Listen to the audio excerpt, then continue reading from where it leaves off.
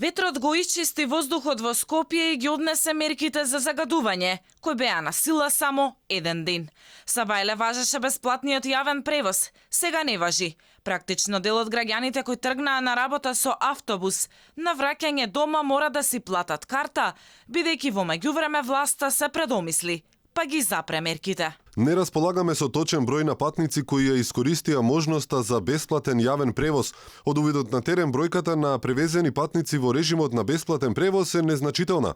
И градоначалникот на град Скопје Петре Шилегов признава дека мерките за бесплатен јавен превоз и поскап паркинг не го редуцирало сообраќајот. Вината за укинувањето на мерките ја префрли кај Министерството за животна средина.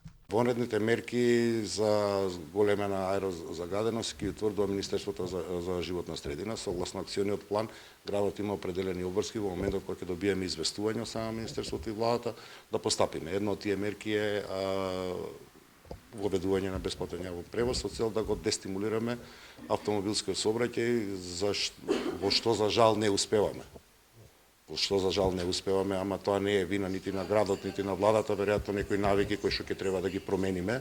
Додека граѓаните едва чекаат да помине зимото и загадениот воздух со него, власта не го исполнува ветувањето за ваучери за инвертер клими, како замена на печки на огревно дрво. Она што загрижува, за да се стигне до субвенцијата, граѓаните ќе почекаат да помине и оваа зима. А додека владата одлучува кога ќе стартува проектот, паралелно ќе формира комисија што ќе го следи имплементирањето на еколошката мерка за субвенционирање.